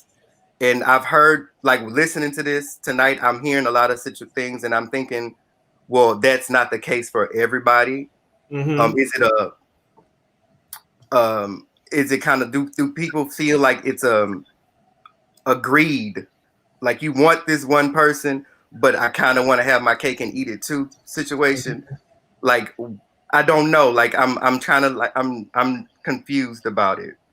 Do you think that self-esteem has a play in? Well, you know what? I don't know, because I'm not in it and Craig is not in it. So let's bring up Key out. Yeah, bring somebody in to help me out. Because I'm loving the feedback. Yeah, and then okay, so Key out. Let's see, Big Chris pop back in. So we're gonna do like this, ma'am. So let's start with Big Chris. So he want to know. Evan wants to know. Do you feel that self-esteem played a part in why you decided to have an open relationship?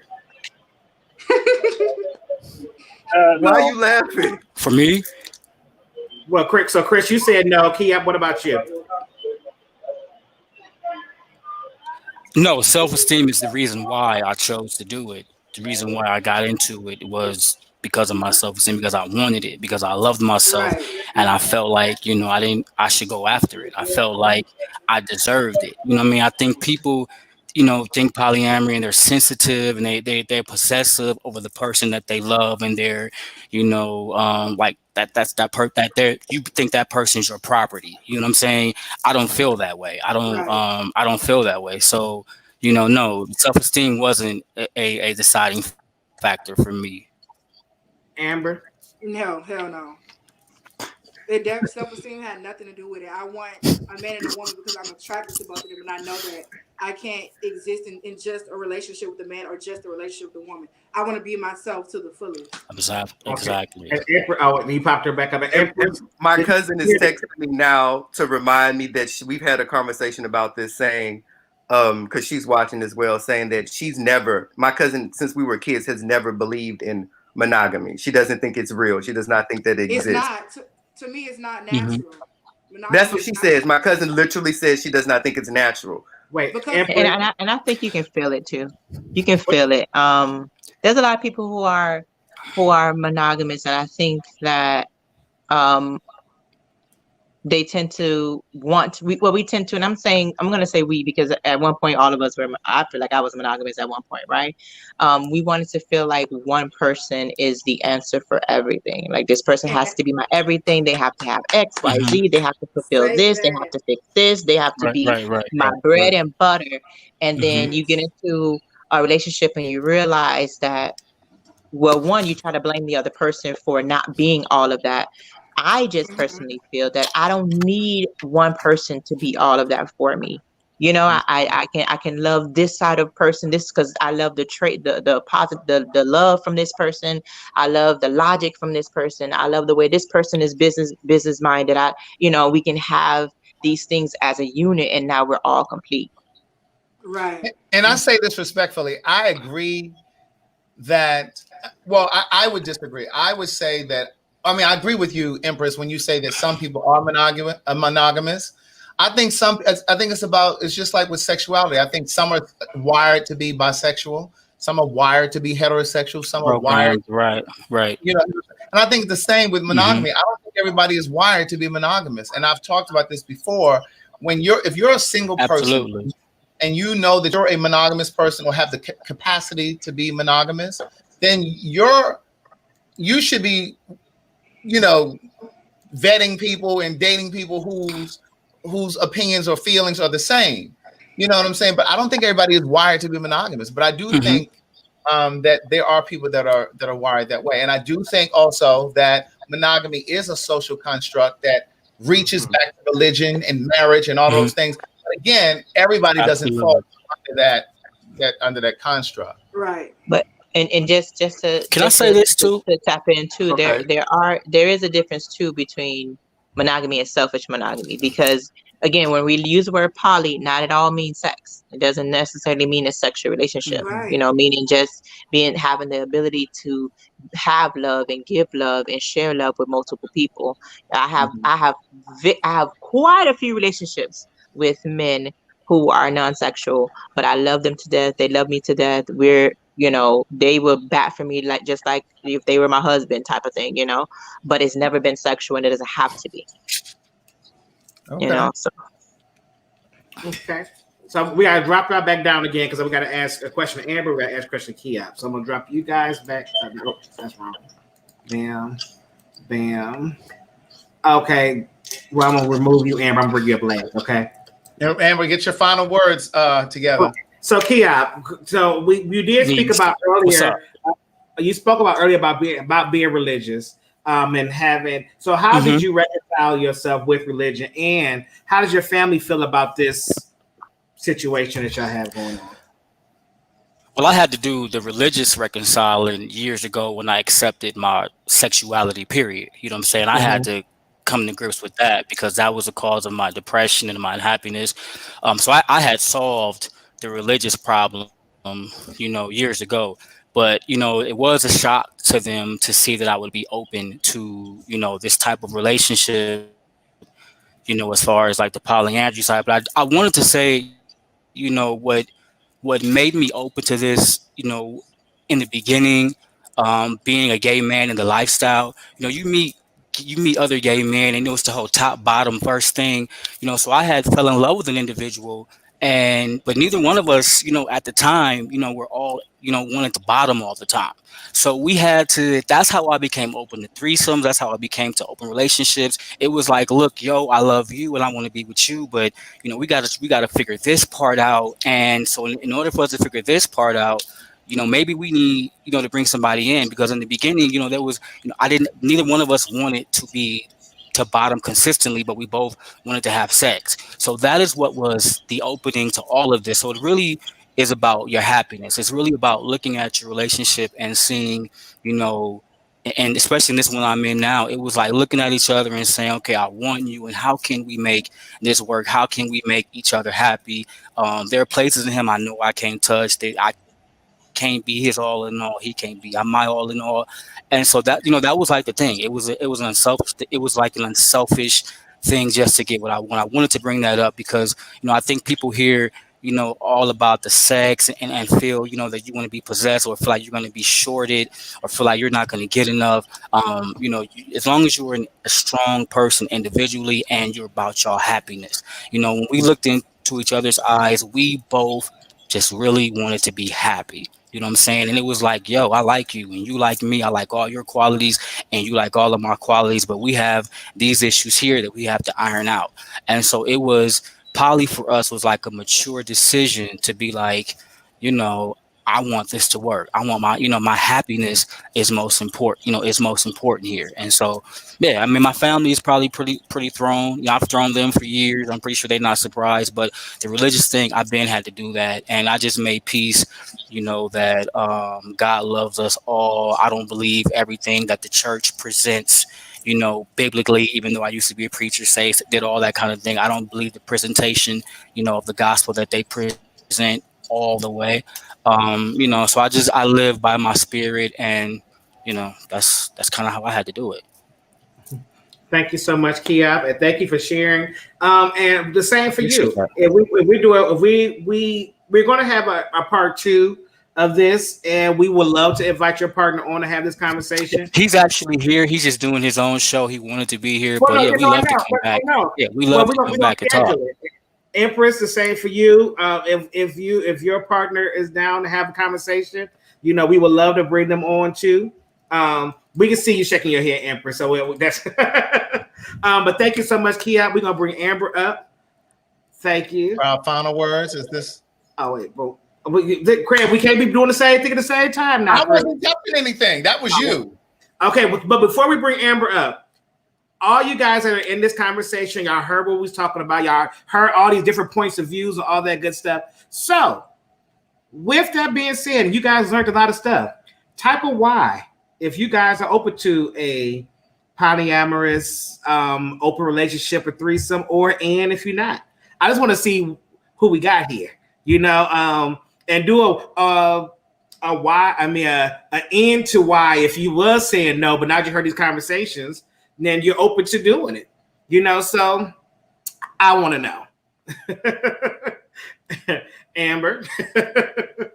All right, so my final words are based off some of the questions that I was seeing in the comments while everybody else was going that went after me. And one of them was, does jealousy come up? And yes, it does, but I feel like it's different in relationships with multiple people, because it's not like a knockdown, drag out fight over you looking at somebody else or you lusting after somebody else or wanting to be with somebody else, because it's kind of expected. Versus in a monogamous relationship, y'all act like it's unnatural to be attracted to other people, even though you're in a committed relationship. And so they be ready to break up and ready to fight and argue because somebody looking at somebody, another person, when it's natural to be attracted to other people. And some of the people was in the comments saying, "Oh, it's this lifestyle is too expensive. I can barely afford my man and all this other kind of stuff. And if you broke, just say that. Like, don't be with all the other extra stuff. And I feel like it's only expensive when you're doing it like, or you're just swinging, or you got to pay for extra people. It's like an open relationship type thing. But with polyamory, when it's like multiple you're in a committed relationship, everybody is bringing stuff to the table. So everybody, it's like we're nation building. Like, you bring stuff to the table, you have a job, the other person got a job, I got a job, and we all put our finances together.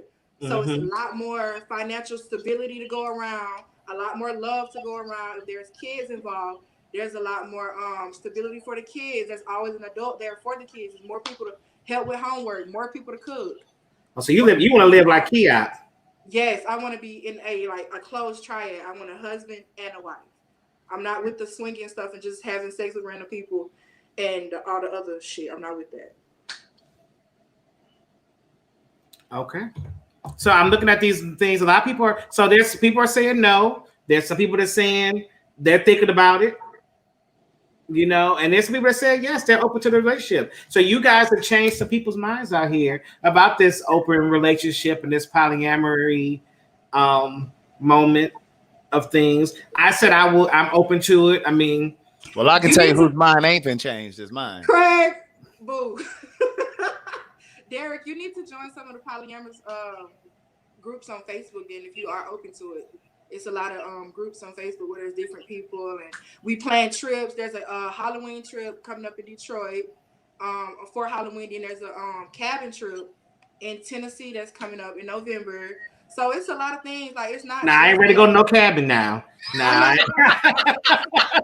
he ain't trying to get gang raped, girl. I'm not ready. Nah, I'm not ready for that yet. I'm not going either because I don't have any polyamorous friends around me to go. So I'm just in the groups to just make friends with like-minded people. Now, I will say this is that one person, Jay Farm, he is very disturbed that people have these polyamorous relationships, but that nobody not married. So the thing is that I guess on our next conversation, we need to figure out, like, is marriage the thing? Do people want to get married?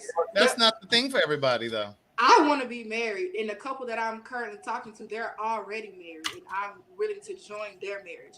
But their shit got to be solid first, because I'm not coming into nothing where it's rocky and y'all don't trust each other, or there's some shit y'all just trying. I'm not with that. The other shit got to be solid first for me to join it. So I do want to be married, and I do want children. It's not just, I'm trying this type shit. It's serious over here. All right. Thank you very much, Amber.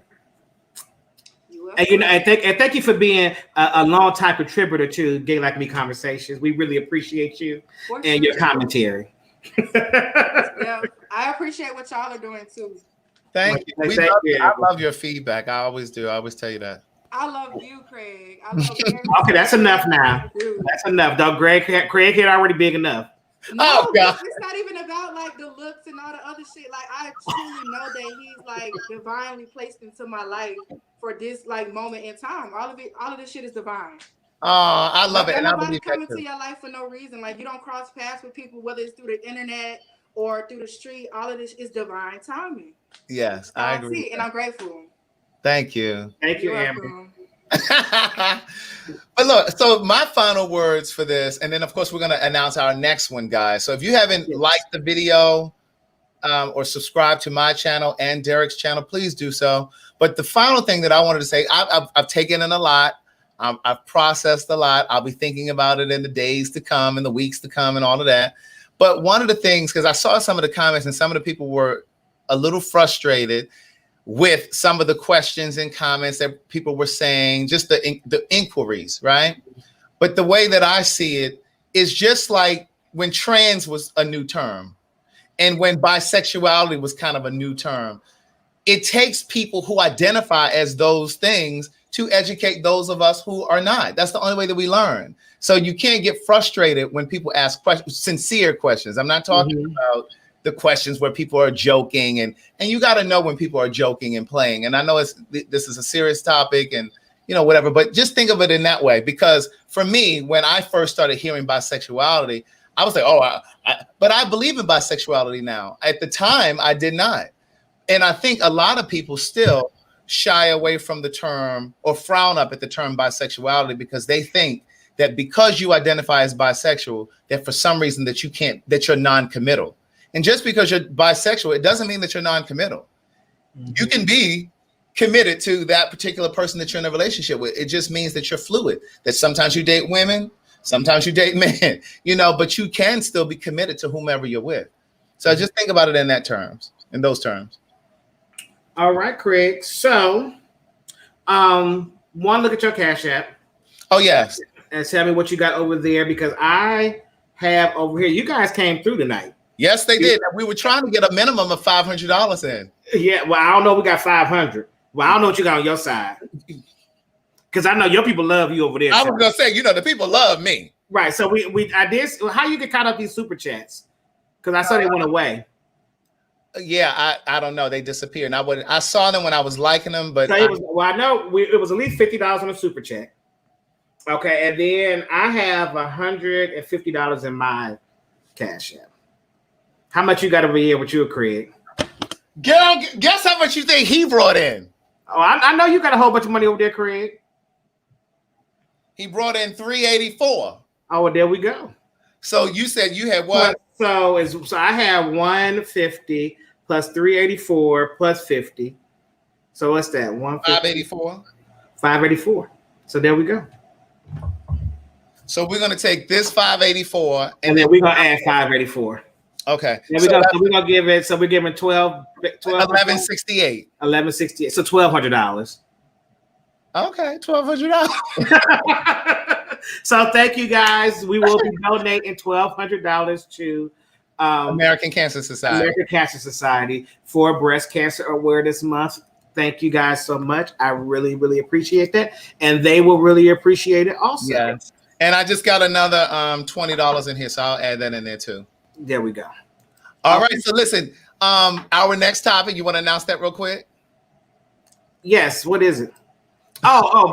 Being Black and gay in entertainment. So yeah. So this one is. I mean, I guess we can have an open call for this, but I guess this is a more tailored conversation.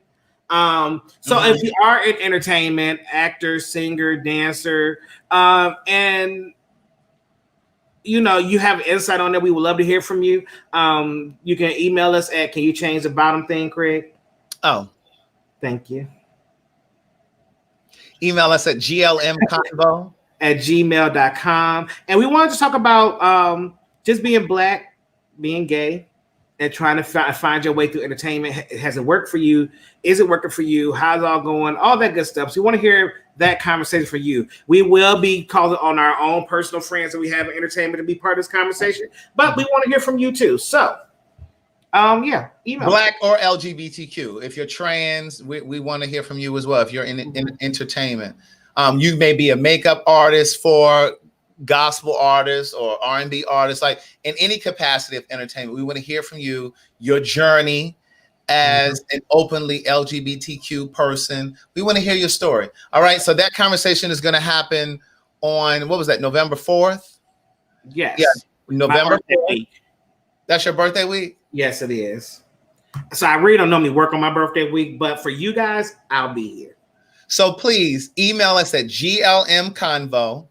And we want to hear from you. And it's going to happen 2 weeks from today. Yep. Thank you guys for being here and supporting what we do.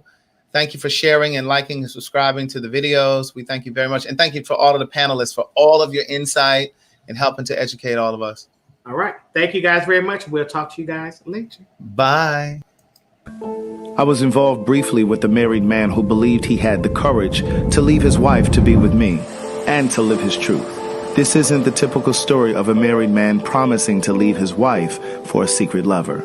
Rather, this is a story in part about a gay man who knew he was gay before he got married, but chose to marry a woman because he didn't know how to break free. Rocky and I met on a gay social media site 3 months after I returned to the East Coast to live, and just 11 months after he was married. At the time we met, he was living and working in Dubai as a contractor for the government on a military base, while his wife was stationed in Tallahassee, Florida, where they had a home. In one of the first messages he sent me, Rocky shared that he was married, but that he had regrets. He explained that he had come out to his mother and siblings when he was 18 years old. He sat them. To listen to more of One Thing for Certain, Two Things for Sure, a memoir continued, visit audible.com. Bye, y'all. I'm about to say, Lord.